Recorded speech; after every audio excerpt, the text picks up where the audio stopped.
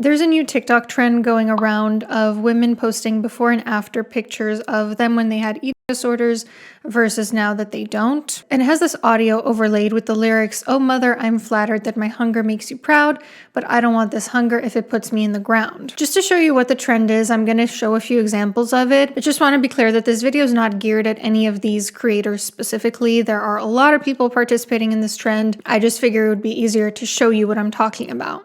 Oh mother, I am flattered that my hunger makes you proud, but I don't want this hunger if it puts me in the ground.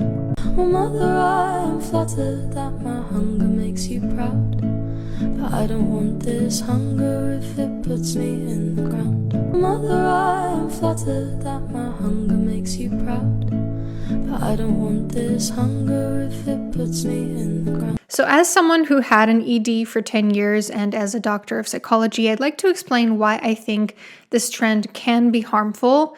And honestly, the reason might surprise you because it's not the main reason that this trend is getting backlash. So let's talk about it.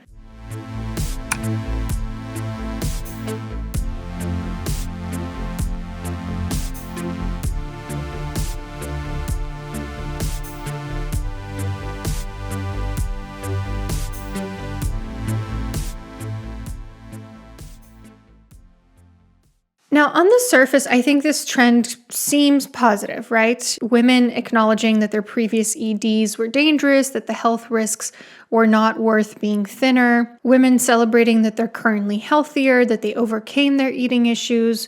Sounds great, right? Well, not really. And there's been quite a lot of backlash to this trend. I actually do think that this trend could be harmful depending on what is motivating people's participation in it, but not for the reason people are saying that it's harmful. So people are responding to this trend in generally one of three ways. The first one is you look so much healthier, happier / younger now. The second one is women getting triggered by the thinner images in the before picture. And the third is other women telling those triggered women that their triggers are their own responsibility and that they can't just get mad at the person who posted it. So generally speaking, not a very positive reception, and I think I can explain why. Let's start with the second category of comments, women getting triggered by the before picture. You have to understand, when you have an active ED or serious body image issues, seeing images of emaciated women can be deeply triggering. EDs are highly competitive and people with them are always comparing how their body stands in relation to other people's bodies, trying to gauge if they are the skinniest person in a room. It's toxic, but unfortunately, it's very common. And if they deem that actually that person is skinnier than them, that can trigger a lot of disordered thoughts and behaviors, which can lead them to restrict or to relapse. I know what it's like to be there. I know it's extremely painful, and it can be tempting to just blame the person who triggered you. I do kind of agree with category number 3 of comments, which is that your triggers are your own responsibility. That is something that you kind of have to learn over the process of recovery. You can't get mad at other people existing in ways that trigger you, whether that means that they have a thin body, that they themselves have an ED, that they're talking about having certain eating habits or certain fitness habits, that they're posting certain things. That is their right. And that's something I didn't realize until I was fully recovered, that it was my responsibility to deal with getting triggered.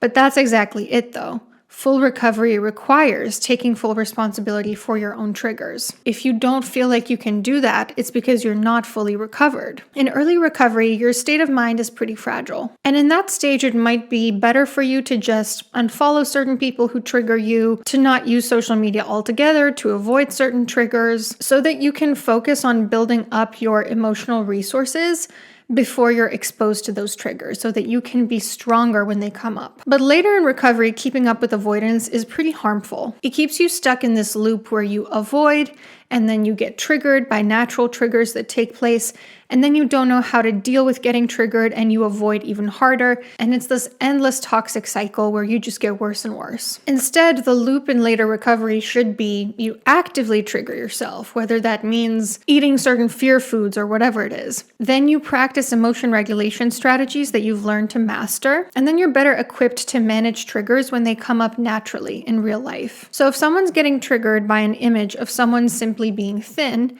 What does that say about them? It says that they're in a very fragile state of recovery, that they're probably early on in their recovery, or maybe earlier than they realize. It's a signal that they're not yet ready to deal with those natural triggers, and that they urgently need to do some work to build up that emotional toolkit. Doing that work and avoiding triggers for now is 100% their responsibility. Unfortunately, what I sometimes see is people who claim they're recovered but cannot handle getting triggered. And if that's the case, I'm sorry, but you're not as far along in your recovery as you claim you are. If an image of someone being thinner than you makes you angry or makes you relapse, you are clearly not fully recovered, and you need to take full responsibility for your recovery. And that's nothing to be ashamed about, that you're not as far along in your recovery as you thought or hoped you were, but it is something that you are responsible for fixing. So my issue with this trend is not necessarily that it's triggering people.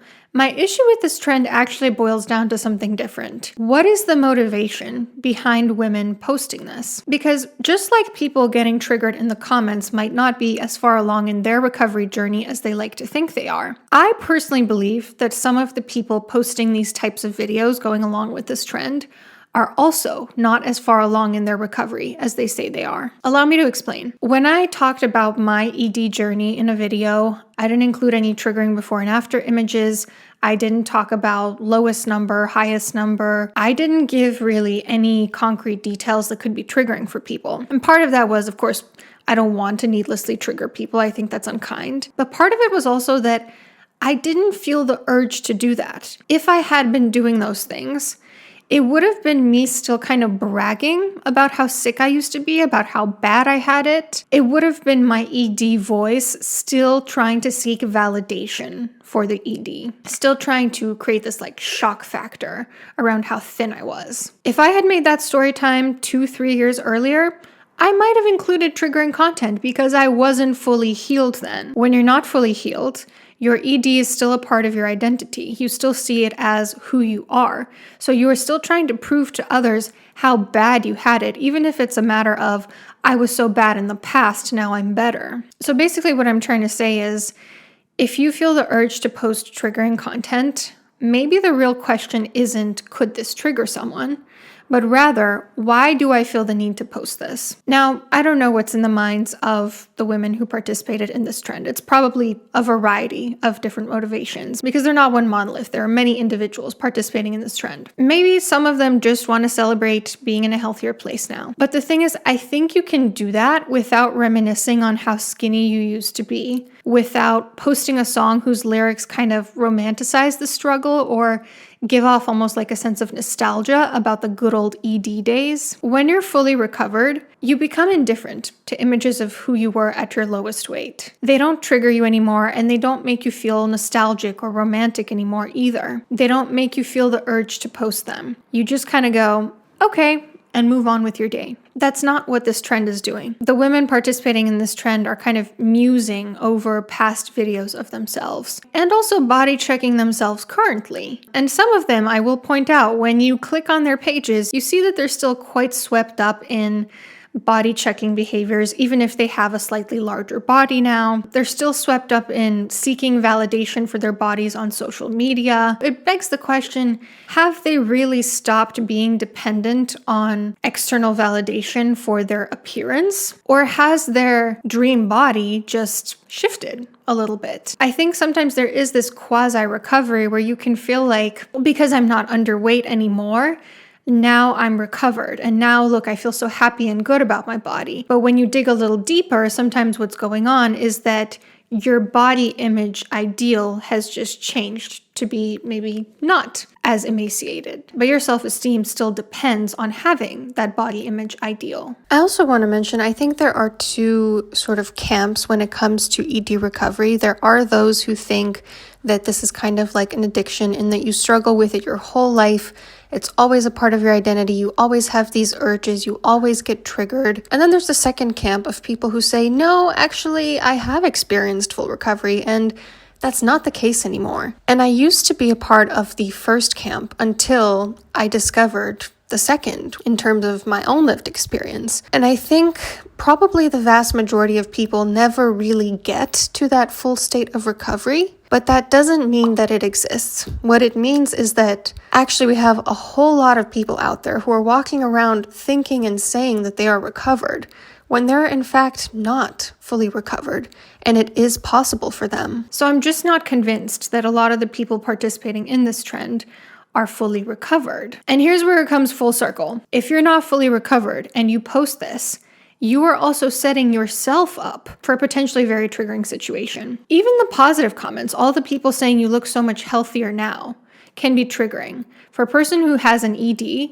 saying you look so much healthier can be one of the worst things to say to them, because all that person hears is, I gained weight, my ED is losing, I'm losing touch with who I am. Other people are commenting things like, well, actually both of them look healthy, implying that maybe the before picture that person posted wasn't really that emaciated, that she wasn't that unhealthy looking even at her lowest.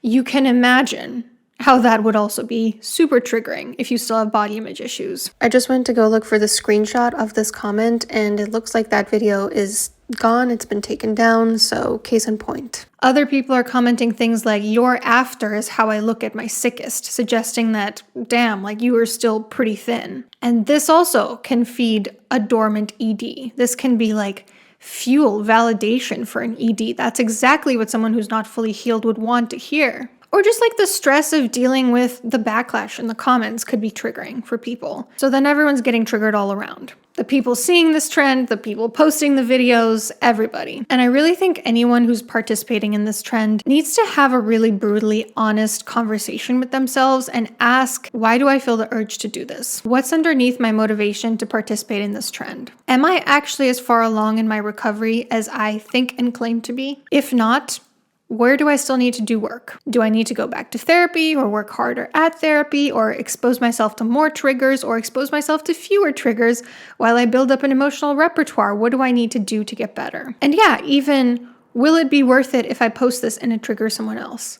Because while I don't think we're responsible for other people's triggers, I also do think it's the kind thing to not cause avoidable pain for people if we can help it. What do you think about this trend? Do you think that it's harmful? Do you agree with the backlash, or are you more aligned with my perspective on it? Let me know in the comments down below. And also, before you click away, let me tell you about my new novel. I'm so excited to announce that my second novel, A Song at Dead Man's Cove, is now available for pre-order. If you love lush, atmospheric, haunting gothic horror, then this is the book for you. It's set in coastal Washington in 2 timelines, and it follows 2 protagonists, one in the modern times who fears intimacy, and one in the Victorian era who thinks stealing love will make her whole. So if this sounds up your alley, follow the link in my bio or in the pinned comment below so that you can pre-order your copy. Pre-orders are only available for ebooks at this time. The paperbacks and hardcovers will also become available once the book is released on June 2nd, 2025. Check it out and stay spooky. Tell me what you need.